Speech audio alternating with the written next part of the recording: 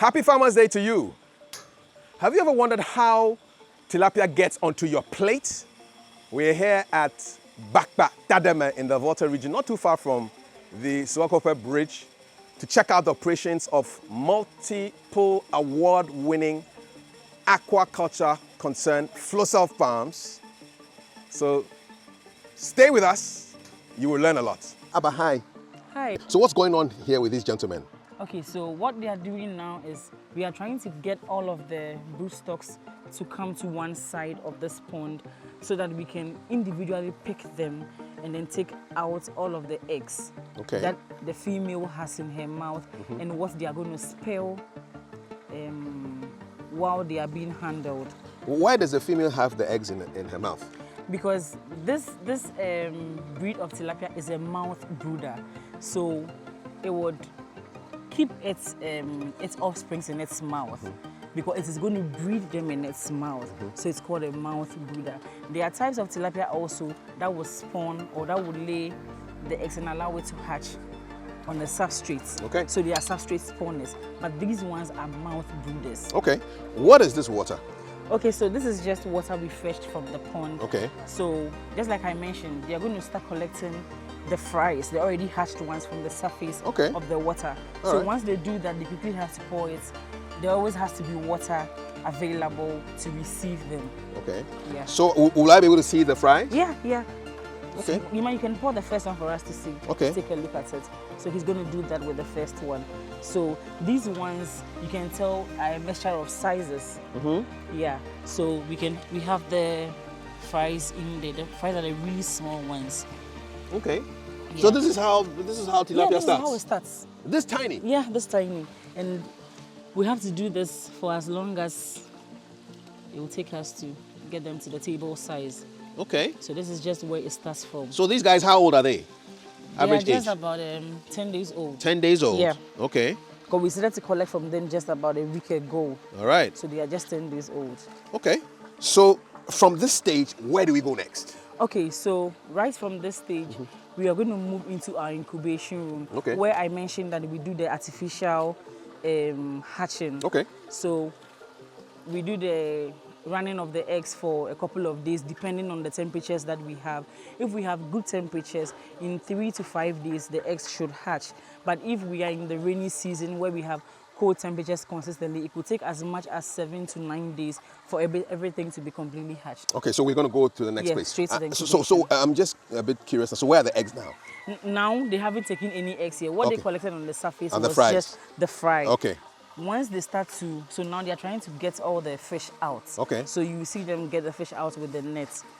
Then when they get the fish out, you have the females and the males right here in the net. The males will not incubate any eggs. So we will put the males at the back of this barrier. Yeah, of this barrier. Okay. And then the females, we are going to individually open all of their mouths. So all the 200 females, we will open their mouth one by one to pick out the eggs from their mouth. I see.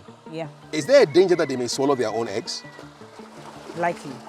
So these are the females? Or this is a mixture of males and females. Okay. So they are going to identify the males and females. It's very easy to identify. So they are going to identify How do you identify a male from a female? Well, there are so many ways to identify. Some can identify by color. Okay. The females are mostly dull colored, and the males are brightly colored. So sometimes not just by looking at the color, you can say, okay, this is male, this is female. Okay. But that's not enough identification. Okay. You also have to look at their genital area. Okay. That also helps with identification. So I can see them take fish out, and then when there's nothing in their mouth, they throw them away? Yes, so you can see he's putting them So those are males? So yes, even by the color, you could tell that they were like Oh, what he has there. the brightly colored ones are very males. brightly colored. They don't have any eggs in their mouth, No, so they you don't. take them out. Yes. So now he has a female. So he's going to open its mouth. Okay. And then he's going to wash Okay. its right. All right, so he's going to wash. Yeah. He's going to wash to take out every single egg. So he's in taking its the mouth. eggs out? Yes, please. Okay. This is most interesting. So the men will go and then they'll go and cross again? So after this, yes, because we've disturbed, it's going to take them some time. a few, maybe a couple of hours or days to get back to. Okay. Wow. This is amazing. So 200 females here? Yeah. And 100 males? Yeah. Okay. But in some of the ponds where the females are a bit smaller than this one, we have as much as 500 females Okay. in them with and like 250 males equally divided in there. When do they cross? Is it any time of the day or at a particular time, a particular temperature? They are here all throughout. All the time? So yes, Okay. it's a continuous. They are they breed consistently. Consistently? Yeah. So if you give them the opportunity to stay together for as long as you want it, they're going to keep breeding every time. Okay. So at some point in the production cycle, we give them a break. We allow them to go take a rest, and then we bring a new batch to come and start also. Okay. Because you cannot keep breeding consistently without having enough rest. The quality of your sperms and your eggs will also decline. Okay. So we consider all of that, and then at some point in time, we allow them to go and take a rest. So we will be doing that for tomorrow for this side of the ponds, and then we'll bring a new batch online for production. It will be interesting to have an underwater camera there to see how them breeding. Have you ever seen them breeding before? Well, no, I haven't. Yeah. I haven't. Yeah, I would But like to. there's a I'd love to see a video of yeah. that. Yeah. Okay. All right. I want to see him catch another female and take the eggs out. I'm looking for that.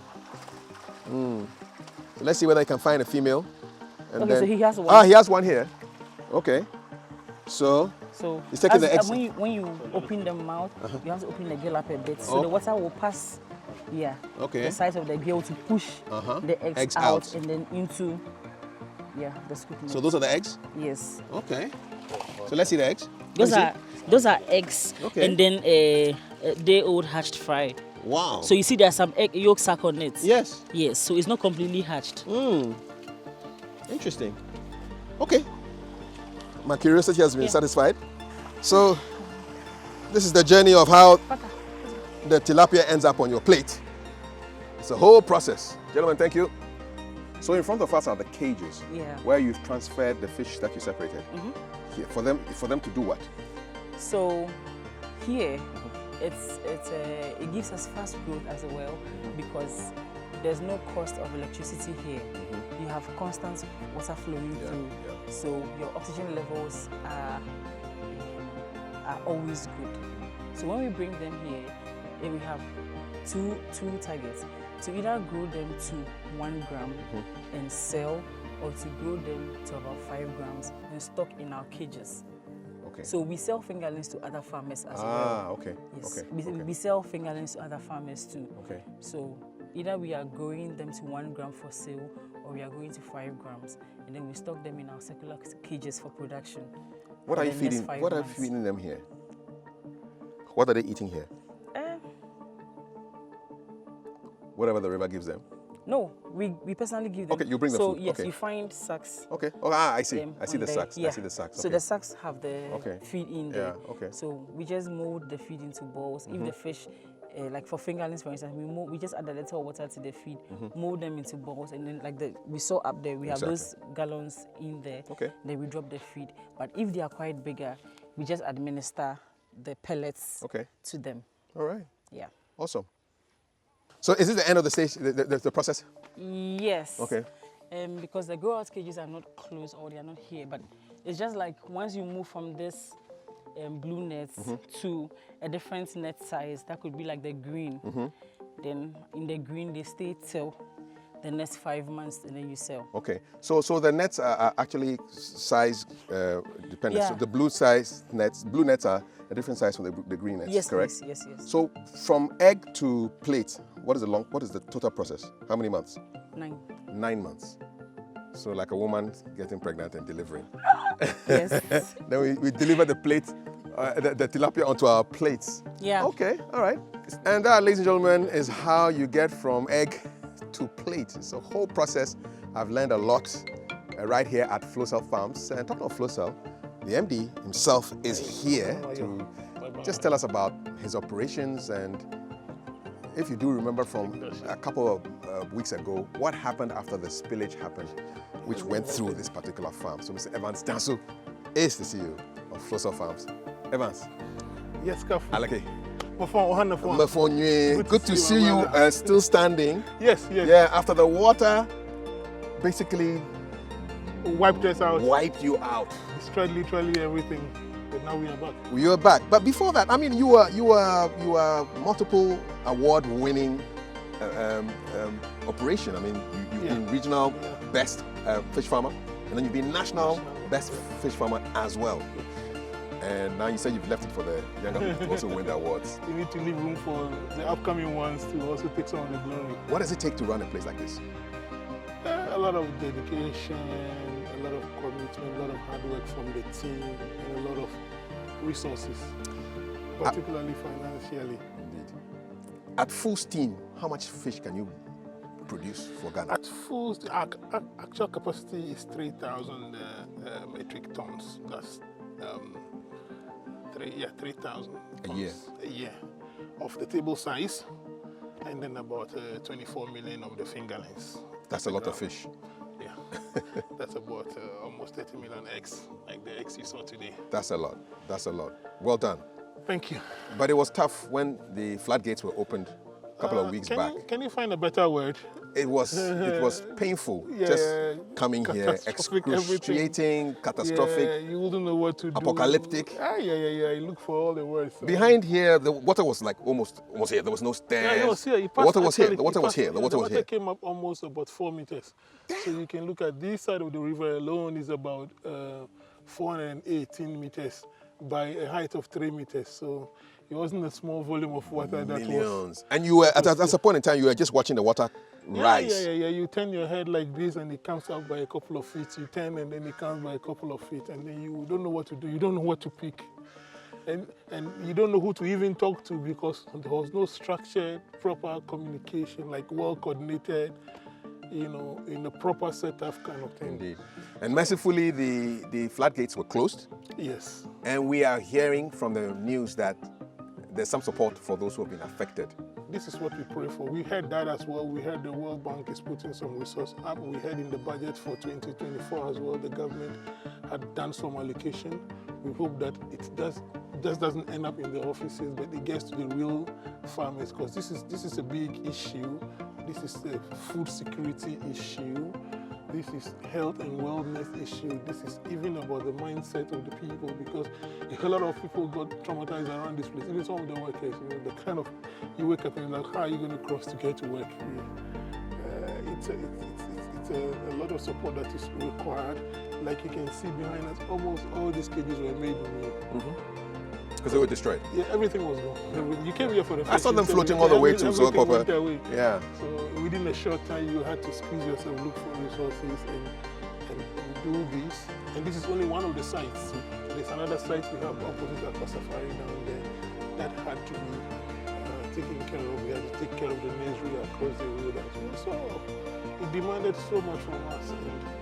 And you can see that the tilapia prices has gone up recently because there's shortage. Yeah. We hope that the fish is still safe. We do hope so. It's still safe. Have you seen any of that help that was supposed to be given to people like you who had been devastated by No. It's been a couple of weeks now. There's no help. Is there a process? Are you supposed to sign make some application, write some We wrote letters? a couple of letters to the ministries. The Fisheries Commission sent a team to visit around to verify the situation, and that's it, and nothing happened afterwards. We are expecting maybe a more coordinated follow-up, The Chamber of Fisheries, Chamber of Aquaculture Ghana also put some forms out to collect data on how many farms, what assets were gone, how much of the fish and stuff. But they are also still on their own seeking support from the ministry. They collected all this data from the farmers, and then they are trying to push this up the ministries. And from the feedback I have from the chairman, they don't seem to be getting a lot of support from up there. And I don't think maybe the media can also help by drumming this a bit louder to the government and also to the responsibles to know that the actions have to be fast. because it doesn't take a day for the business to build up. It's a moment, it's a process. You have to build up before you have enough steam to go full blast. So it's not something that should delay for long. Otherwise, we have to take care of the resources, we have to take care of the human beings, we have to take care of the environment, we have to disinfect, we have to make sure everything is okay to operate. And the earlier the support reaches, hopefully, the better. There was one question people asked when they saw our coverage of the first time we came here a couple of weeks ago, and there was just all this devastation. They said, I hope, is he insured? Well, our first insurance was with the Ghana Commercial Agriculture Project, but that did not materialize because they were also in their early stages. There are still a lot of things they hadn't got right, so they have not been of any help. Yeah, GSAL has not been of any help so far. But interestingly, just before the incident, we started a different insurance process with Glyco. Yes, and we are hoping to finalize that very soon, maybe by close of this week or something, and then we can say we are well insured. Another thing people were wondering but generally the industry has no insurance. No insurance, which is crazy. It's crazy. Because I mean, if you're in depending other on the parts weather, of the world, there must be some insurance. There is always Yeah, insurance. yeah. There is insurance. But here the insurance companies were not willing to tailor products for this particular sector. They did not see the sector and the way they should. They did not understand. So it took a lot of work to kind of conscientize and educate them, get them to see the potential and the value of it. Because this is a lot of value. Big time. Yeah, our loss alone was over 7 million. So that's a lot of value. Yeah, a lot of value. So any insurance company should look at it. Particularly now that insurance is global, you can take the risk and then lend the risk to a different insurance party. In Europe, those guys that have bigger shoulders and deeper pockets to be able to handle this. So that's an opportunity for the insurance people right there. They need to come in. Indeed. They need to come in. One thing people wondered when they saw the first videos, where you got all your outlook, your bright outlook. It was quite infectious because considering what you were going through, because it hadn't even passed back then. You were still in the middle of it. The waters were still rising. It was really inspirational. That's one thing you should have as a leader, because a lot of people are looking up to you. The team is looking up to you. Industry is looking up to you. And you are looking up to yourself, so you have to create the smile, you have to wear the mask like Maya Angelou will say. Even though the stomach is turning. Even though the stomach is turning, you could not cry, you need to. That's it, men don't cry. We cry. If they don't see you, but we cry. At the end of everything, you hold on a two. You close the door and you cry. Exactly. And you can't wipe your face. And you wipe your face and you come out, because it wasn't easy to see all these things just get cleaned up like that. And particularly if all the supporting agencies who should do something were not doing it. So we're happy to see you coming back to your feet to make things as good as they were before. Finally, what's your Farmers' Day message to people in your subset of the industry, and to just make sure that we get food on our plates every day? I'll say kudos to my colleague farmers. God bless you for all your sacrifices, all the hard work. I'm a farmer. I've been in the corporate world myself for 10 years. Before getting into farming, I know what it is to be in the corporate world. The white collar job, yes, the Thai business. I've done that for 10 good years for one of the leading companies in the world. And I've also seen what it is to be in the field, to stay in the mud and produce food, to make sure there is food on the plate of the Ghanaian. And believe me, it's hard work. It is hard work, and we pray that the people can see it like that and appreciate it more, that the work of the farmer is not a child's play. It's a lot of work. It needs support. It needs resources. It's a multi-stakeholder industry. The insurance has to be there, finance has to be there, research has to be there, knowledge has to be there, and the universities have to. It's a multi-stakeholder thing, and it's not only for the farmers, but we all must understand that even if we get the best medications in the world, if we don't get the best of foods, yes, so it's a way of ensuring that there's good food and good life.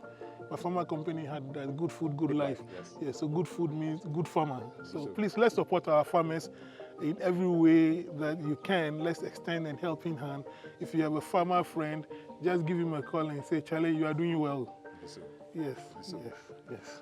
Charlie, you're doing well. Thank you, my brother. You're making it possible. Thank you. And Thank if you must eat tilapia, look for Flowcell, man. Yes, please. And enjoy their tilapia. Happy Farmers Day. Thank you. Thank all you of very much. And happy Farmers Day to all the farmers and everybody else in the sector. God bless. Enjoy the season. Thank you. God bless. And please make sure you eat some healthy fish. Good. Preferably tilapia from Tilapia from Flowcell. from Flowcell. God bless.